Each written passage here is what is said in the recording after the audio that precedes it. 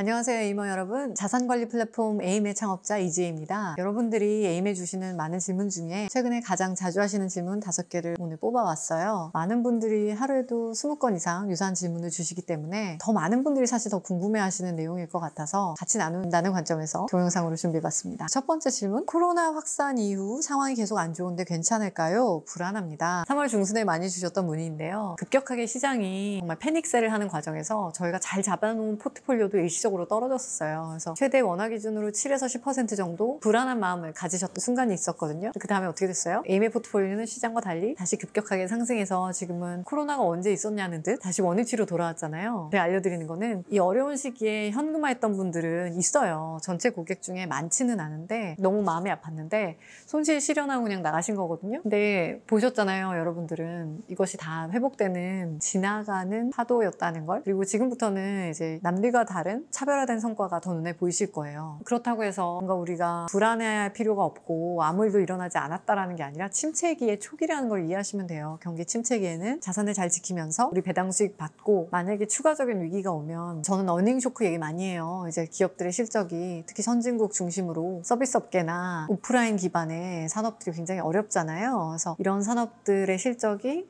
재무제표에 반영되기 시작하는 2분기, 3분기 당연히 주식시장에 좋은 뉴스가 많지는 않겠죠. 그래서 주식이라는 자산, 저희는 굉장히 낮은 비율로 가지고 있는 자산이지만 회복하고 있거든요. 이 자산에 혹시나 큰 충격이 오더라도 포트폴리오 내에서 그를 상쇄할 수 있는 다른 자산들을 가지고 있고, 그러니 아마 여러분들이 경험하셨던 그 충격과 공포 지나가셨으니까 이제 아시잖아요. 지나가는 거라는 것. 에임과 함께 하면 넓게 보시고 편하게 보시고 길게 생각하시면 되거든요. 그래서 기노의 자산관리 계속 해주시면 좋겠습니다. 두 번째 질문, 리밸런싱 때 특정 종목 혹은 국가에 투자하는 건 어떤가요? 그리고 이 종목에 왜 투자했나요? 다른 예시들과 유사한 질문들이 있어요. 지금 원유 투자 어떨까요? 금값이 올랐을 때 금 왜 샀나요? 등등. 종목별 투자를 한다는 개념이 아니라는 거를, 이 프레임을 좀 깨주시면 좋겠어요. 제가 이거 축구 경기에도 비교도 하는데 저는 EPL을 굉장히 좋아해요. 그래서 축구 경기, 명장들의 경기, 플레이하는 방식, 내 포트폴리오도 비슷하거든요. 우리는 포트폴리오 관점에서 팀을 짠 거고, 이 팀에는 공격수도 있고 수비수도 있어요. 그래서 각각 자산마다 특성이 다르다고요. 판다이크는 수비를 정말 잘하는 선수이고, 손흥민 공격수잖아요. 골잡이잖아요. 각각 다른 역할이 있는데 왜 일본이 여기 들어가 있는가, 왜 금이 들어가 있는가 등등의 이야기들은 사실 개별적으로 하나로 똑 떼어내서 말하기는 굉장히 어려워요. 종목 단위의 사고를 아예 하지 않거든요. 에임은 포트폴리오 전체에서의 각각 자산군이 역할이 있습니다. 그리고 단발성의 종목 관련 추천을 하는 곳은 아니에요. 그런 자문은 저희가 해드릴 수 없다. 그래서 얘기를 드릴게요. 자, 세 번째 질문이에요. 저는 리밸런싱을 며칠 빨리 하고 싶었는데 타이밍은 중요하지 않나요? 리밸런싱의 날짜 차이에 대해서 굉장히 고민하고 불안해하는 분들이 있었던 것 같아요. 계속 항상 꾸준히 말씀드리는 게, 변동성이 높은 투자라면 그렇다. 그리고 우리는 변동성이 높은 자산 관리를 추구하지 않는다. 그렇기 때문에 하루 이틀의 차이가 어마어마한 결과 차이를 만들어내는 게 아니고, 시간이 변했을 때 리밸런싱의 기준은 지금 현재의 모습과 앞으로 가야 되는 모습을 기준으로 하는 것이지, 오늘 전에 과거의 모습을 기준으로 의사결정을 하는 게 아니거든요. 그래서 적절한 시기에 적절한 리밸런싱을 다 해드렸어요. 감정적으로 불안함 때문에 이유 없는 공포를 또 느끼시는 게 자산관리는 굉장히 치명적인 오류로 이어지거든요. 전문가의 의견을 좀 신뢰해주시면 좋겠다. 변동성이 낮은 자산관리, 그래서 타이밍보다는 타임 인 마켓. 계속 강조드리지만 그냥 지나갔잖아요. 그 사이에 어느 시점에 리밸런싱을 했는지 보다는 원래 단단한 포트폴리오를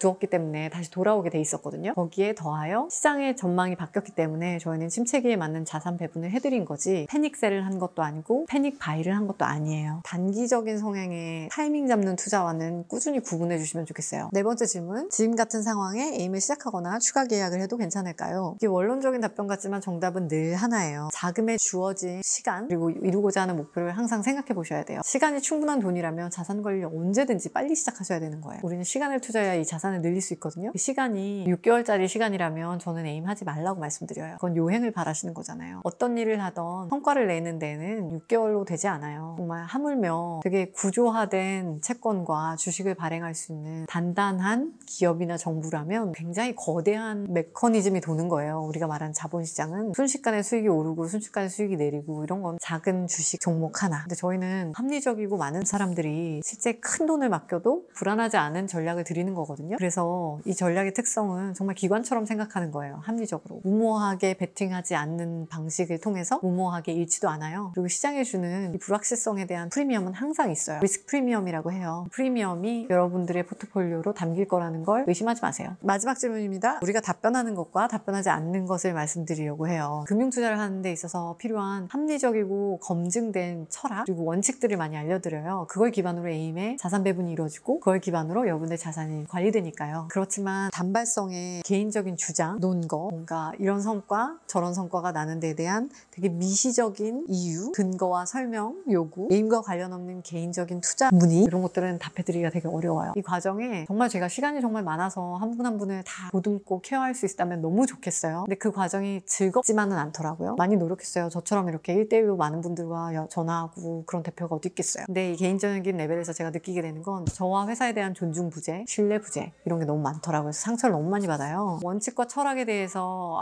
원론적인 이야기다. 나는 남의 얘기 같이 내 걸로 정말 와닿지 않는다. 그러니까 되게 원칙에 기반한 이야기들을 손에 잡히는 레벨까지 내려드리려면 굉장히 개별적이 되잖아요. 그건 정말로 어쩌면 금융투자 교육인 것 같아요. 근데 저희 회사가 금융투자 교육을 본업으로 하기에는 회사를 지탱할 수가 없어요. 이 가치를 무료라고 생각하시거든요. 제가 더 잘할 수 있는 일은 자산관리를 하는 일이지 누군가의 금융투자 지식을 단기간 내에 높여드리는 일이 저의 본업은 아니거든요. 하지만 저는 자산관리를 정말 잘할 수 있는 사람이에요. 그래서 그 업에 집중해서 세상에 더 긍정적인 가치를 더할 수 있게 도와주세요. 도와주시기 위해서는 스스로 정말 저희가 드리는 컨텐츠를 자기 것으로 만드시고요. 그리고 무엇이 좀 본질적인 질문이고 되게 미시한 질문인지 구분하셔야 돼요. 그래서 미시한 질문들은 사실 본인이 생각하고 우려하고 걱정하고 따져봐도 결국 답이 없는 경우가 많아요. 그 답을 에임에게 요구하시면 저는 너무 힘듭니다. 이렇게 에이머분들이 많이 묻는 질문에 답을 해드렸어요. 이런 얘기를 드리는 건 정말로 늘 얘기 드리지만 에임을 하라는 게 아니라 거시적인 시각으로 긴 호흡으로 자산관리 정말 시작하라고. 그래서 합리적인 자산관리를 하는 분들이 늘어나셨으면 좋겠습니다.